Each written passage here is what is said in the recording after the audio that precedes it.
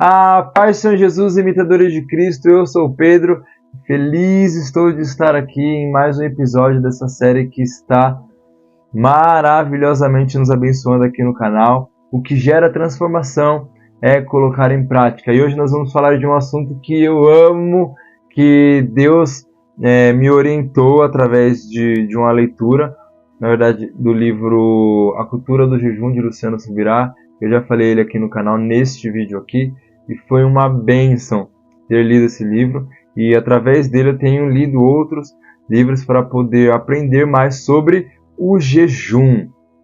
O jejum é mais uma atitude prática que a gente vai falar aqui, que gera realmente uma transformação. E essa eu vivi na minha pele de uma maneira maravilhosa e até hoje eu vivo.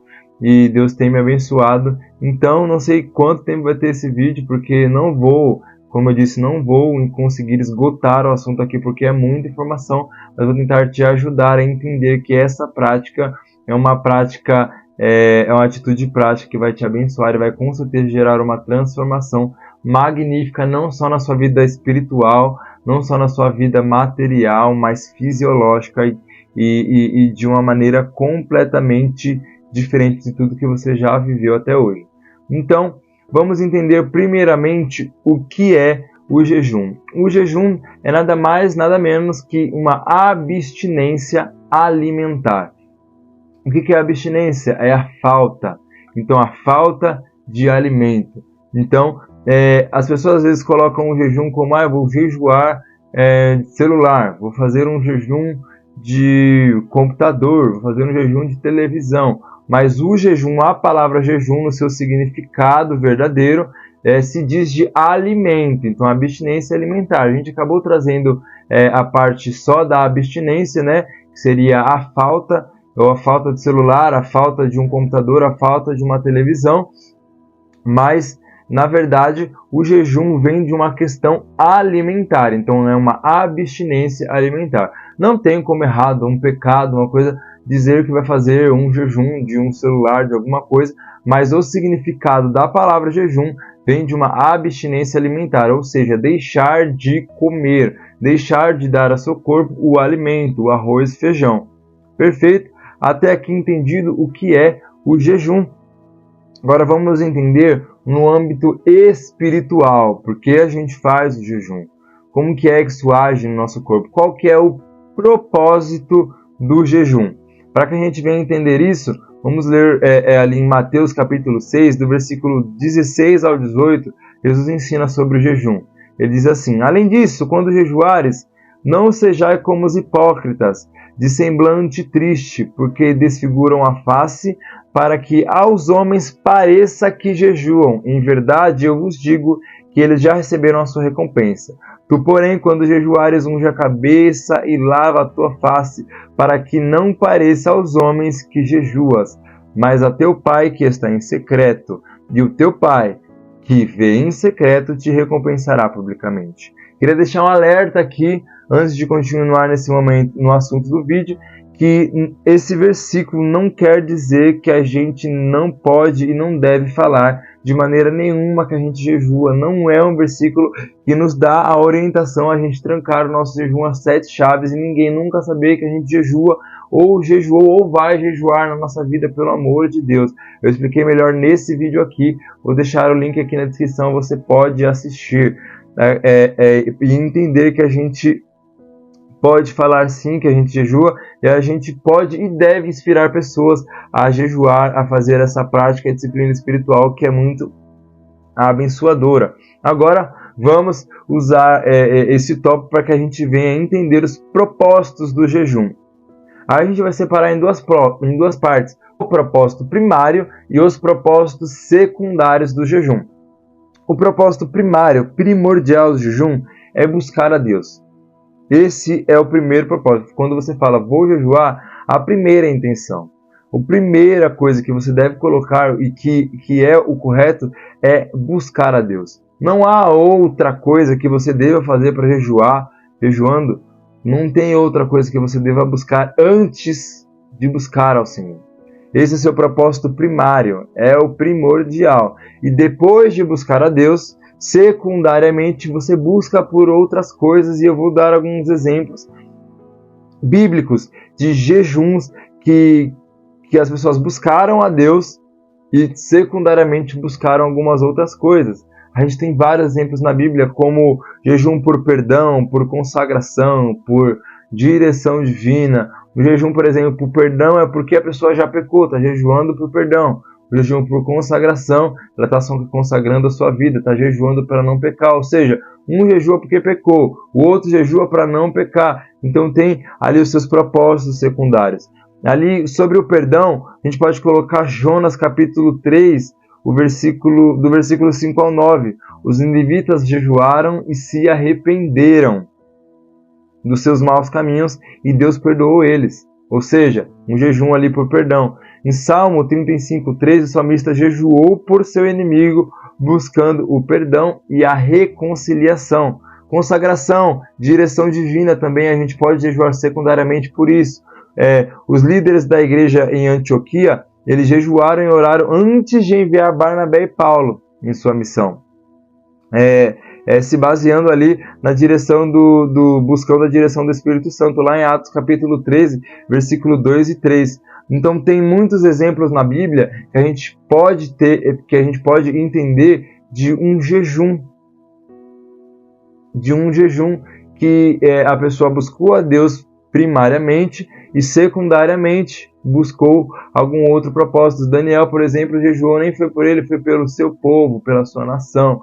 Então, a gente tem várias formas de jejuar. Pedro, eu posso jejuar pelo meu irmão? Pode e deve, mas o seu propósito primordial é buscar a Deus. Vou buscar a Deus secundariamente, buscando a Deus. Vou buscar a Deus por tal coisa, por tal propósito. Posso jejuar pela minha esposa? Sim. Posso jejuar pela minha igreja? Sim. Pelo meu congresso, pelo meu culto de jovens, irmãs, irmãos, banda? Sim, pode. Mas o primeiro propósito, o primordial é buscar a Deus. Eu vou jejuar para ter um carro. Não é esse o propósito do jejum. Na verdade, o jejum ele vem para mortificar a sua carne. Ou seja, você vai deixar de dar alimento para a sua carne e você vai se dedicar cada momento mais a buscar ao Senhor nosso Deus. Ou seja, na oração, na leitura da palavra de Deus, na leitura de uma literatura cristã também para aprender mais da palavra de Deus, ouvir ali uma pregação e ir em mais cultos. Mas o propósito do jejum é você buscar mais a Deus e o seu corpo deixar de receber aquele alimento. Sua carne vai ser mortificada. Você passa por um processo, que eu vou falar agora mais para frente, um processo difícil, dolorido para a sua carne, mas que para o seu espírito vai fazer com que você cresça de uma maneira espetacular. No jejum você começa a se desligar das coisas da sua carne e você começa a se ligar mais com as coisas do Espírito. Seus olhos espirituais são abertos de uma maneira maravilhosa. Na Bíblia a gente tem jejum de Moisés jejuou, Elias jejuou, Daniel jejuou, Jesus jejuou. Então a gente tem vários exemplos bíblicos de jejum e de jejuns que geraram resultados. Porque não adianta nada você só ficar sem comer. Não adianta nada você só ficar sem o seu alimento e não buscar Deus, não orar, não ler a palavra, não ler a Bíblia. Não adianta, seu jejum não vai ter resultado. Pedro, existe jejum sem resultados? Existe jejum sem resultados. Um sacrifício de tolo que realmente não vai fazer você chegar a lugar nenhum. Então é necessário que a gente faça a coisa certa da forma certa e não a coisa certa da forma errada. Então, quando você jejuar, busque orar mais. Usa aquele tempo de alimento, aquele tempo que você come para orar ao Senhor. Eu estava calculando, para calcular assim, um tempo mais ou menos de quanto a gente come. Só que aí eu fui pensar e encaixei também o tempo do preparo do alimento. E nos meus jejuns eu fui calculando, fui vendo, a gente gasta pelo menos 1 hora para fazer, 1 hora e pouco só para fazer o alimento. Mais 15, 20, dependendo da pessoa, 30 minutos para poder comer. E limpar, lavar a louça, alguma coisa assim. E isso você faz comer você faz mais ou menos 3 a 4 vezes por dia, dependendo da pessoa até mais. Então, em jejum, você tem um período de mais ou menos 4 a 6 horas que você ou come ou prepara comida ou está limpando a sujeira que a comida fez. Então, esse período seria um período que você, em vez de comer, você pararia para orar ao Senhor, para buscar o Senhor, para ler a palavra do Senhor. Então, seria um tempo a mais que você, já que você não está comendo, seria um tempo a mais para você buscar ao Senhor em oração, em leitura da palavra, de alguma maneira. Então, as coisas se encaixam perfeitamente, deu para perceber? Você deixa de comer aqui para buscar mais nesse período que você deixou de comer. O jejum ele tem alguns tipos e aqui eu quero separar 4 deles. Temos ali o jejum total, jejum normal, jejum parcial e o jejum sobrenatural. E eu vou explicar cada um deles agora para vocês. O jejum total seria um jejum que a gente não encontra na Bíblia e fisiologicamente, até hoje não existe pessoa que conseguiu fazer esse jejum mais de 3 dias sem ir à falência. No caso, seria o jejum no qual a pessoa não come nada e também não bebe nada. Esse seria o jejum total. Porque é fisiologicamente impossível passar mais de 3 dias seu corpo sem receber nenhum líquido. Porque o nosso corpo ele é feito 70% só de água e ele precisa ter a água entrando. Porque senão seu corpo em 3 dias ele entra em colapso e você vai à falência múltipla dos seus órgãos. Você não sobrevive. Então esse seria o jejum total. Jejum normal seria o jejum que a gente não come nenhum alimento, só bebe a água. Esse é o jejum normal. Na Bíblia a gente encontra a maioria dos jejuns como jejum normal. Seria como o jejum de Jesus de 40 dias. A Bíblia diz que Jesus, depois dele jejuar 40 dias, ele teve fome. E se você for ver outros exemplos quando a Bíblia fala de jejum, quando a pessoa fez um jejum total, a Bíblia fala, teve fome e sede, ou comeu e bebeu. Mas nesse momento a Bíblia especifica, Jesus teve fome, não diz que ele não teve sede. Então, como a gente entende que Jesus estava aqui como homem, que ele fez tudo como homem, e que seria fisiologicamente impossível para ele também fazer um jejum sem tomar nenhum líquido, a gente entende que Jesus bebeu água naquele jejum. Então seria um jejum normal, que é um normal que a gente deve fazer para um período de mais de 3 dias. É o normal, beber água, porque é fisiologicamente necessário que o seu corpo tenha água. E temos o jejum também parcial, que é aquela pessoa que deixa de comer um alimento ou passa a comer um alimento só. Como Daniel, que não aceitou comer dos manjares do rei. Seria ali um tipo de jejum. Ele comeu legumes, tomou água. Os outros tipos de alimento, ele não comeu. Ou a gente, eu vou deixar de tomar coca. Já vi fazendo jejum de coca. Vou fazer um jejum de qualquer coisa que tenha fermento. Vou fazer um jejum de qualquer coisa que tenha farinha. Vou fazer um jejum de doces. Então, tem ali as suas regalias no jejum parcial. Você pode escolher a forma que você vai fazer e tirar todas as coisas ou escolher uma só para se alimentar. E a gente pode colocar aqui também um jejum sobrenatural. Pedro, mas como é o jejum sobrenatural? Por exemplo, Moisés. Moisés ficou 40 dias em cima do monte, 40 dias e 40 noites. Não comeu nem bebeu lá, estava conversando com Deus. Deus estava passando ali as leis para ele. Então, ele estava totalmente envolto nas glórias de Deus. Então, o corpo dele automaticamente conseguiu, porque Deus ajudou de maneira sobrenatural. Mas se fisiologicamente ele ficasse 40 dias, 40 noites sem beber, na verdade ele não ficaria os 40 dias, 40 noites, no máximo 3, e o corpo dele já entraria em colapso. Então, esse jejum especificamente a gente coloca como um jejum sobrenatural, que na história, na literatura, a gente consegue ver que outras pessoas também tiveram algumas experiências de jejuns sobrenaturais que foram experiências assim, divinas que tiveram com Deus. Então essas são as 4 formas de jejuns que existem. Não vou falar nesse vídeo da sua duração. Esse eu vou deixar para falar em outro momento. Mas é mais para que a gente entenda que o jejum ele ele tem ali os seus tipos, tem ali as suas formas de fazer, tem ali os seus propósitos. Eles têm sim a sua duração. Na Bíblia a gente encontra jejum de 1, 3, 7, 14, 21 e 40 dias. Pedro, é fisiologicamente possível jejuar até 40 dias? Sim, fisiologicamente possível jejuar 40 dias. Basta que você faça da forma certa, segundo ali o que o Senhor colocar, segundo a direção do Espírito Santo sobre a sua vida. Claro, tem gente que jejua tomando ali o misoshiro, que é um caldo de soja para fazer o alinhamento dos sais, né, que se desregulam ali, que faltam no corpo, em um jejum mais prolongado. Outras pessoas colocam um pouco de água, um pouco de sal na água para poder tomar, para fazer esse equilíbrio. Outras pessoas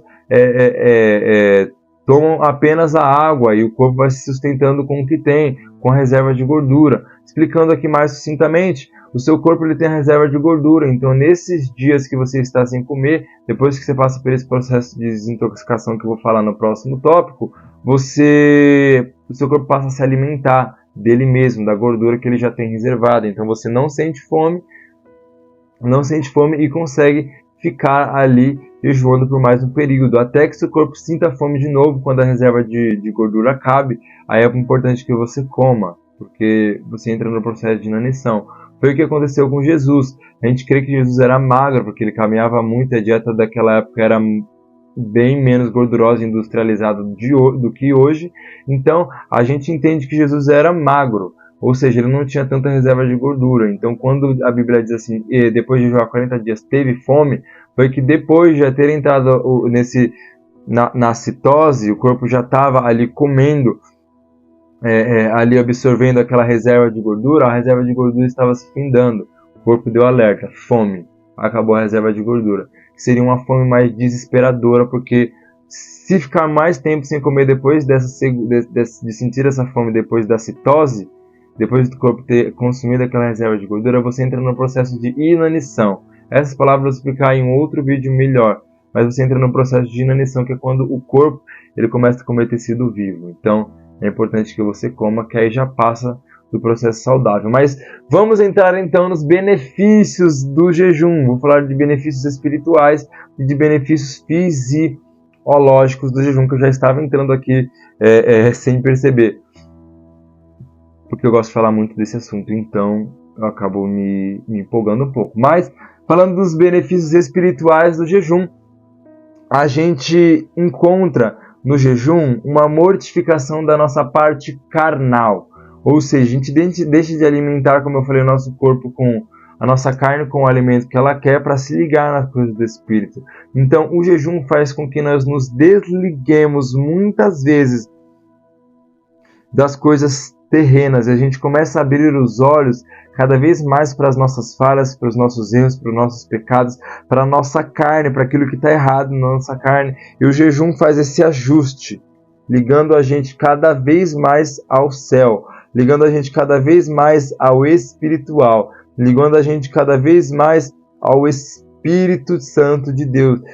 A gente começa a enxergar coisas diferentes, de formas diferentes, abre os nossos olhos espirituais e nos ajuda a ter uma intimidade maior com Deus. Porque a gente está aqui na Terra passando todos os dias por um processo de santificação, e o jejum nos ajuda a estar cada dia mais santos, entendendo ali a graça transformadora que é. Graça é uma maneira capacitadora, a graça que nos capacita a ser santos, mais santos e separados cada dia mais, cada dia melhorando nesse processo de santificação. Então o jejum nos ajuda, abre nossos olhos espirituais e nos ajuda a conquistar coisas ministerialmente, espiritualmente, e evoluir crescendo todos os dias na graça e no conhecimento. E cada vez mais que você jejua, mais sede de jejuar e de buscar a Deus você vai tendo. Então o jejum abre esse leque na nossa parte espiritual de uma maneira completamente inexplicável. Às vezes não tenho nem palavras para poder definir tudo que o jejum vem trazendo para a minha parte espiritual. E agora falando mais na parte fisiológica, na parte mais física do jejum. Às vezes a pessoa fala, ai meu Deus, você não pode ficar sem comer, você vai morrer, você vai... Sabia que o jejum é saudável? Ele é benéfico para o nosso corpo? Quando você começa a jejuar, ali no primeiro, segundo, terceiro dia, você está passando por um processo de desintoxicação. Então o corpo vê que não está entrando aquelas processados, refrigerante, gordura, todas aquelas toxinas no nosso corpo. Ele vai eliminando essas toxinas nesses 3 dias. Ou seja, é por isso que a gente sente dor de cabeça, sente alguns incômodos, tontura, porque o corpo está passando por esse processo de desintoxicação. Então o corpo ele está se limpando, você não está intoxicando ele, e ele entra no processo de desintoxicação, que é o quê? Ele vai se limpando, vai tirando as células mortas, vai reconstruindo outras células que são mais necessárias, que não dava para ele não tinha tempo, não tinha a oxigenação necessária para construir por conta de todas aquelas toxinas que ele tinha que lidar. A parte também mental é maravilhosa. O oxigênio que deixa de ir para a digestão, sabe quando você come daquele sono, aquela fraqueza, aquela leseira? Porque a oxigenação ela vai toda para a digestão, ou seja, o cérebro não tem toda a oxigenação necessária. E quando você faz o jejum, é ao contrário. Como não está precisando vir oxigênio para a digestão, o oxigênio vai para o seu cérebro. Ou seja, você fica muito mais criativo, muito mais sábio, vamos dizer assim. Você dá uma clareza mental inexplicável. Então, o jejum, fora esses benefícios fisiológicos, tem muito mais outros.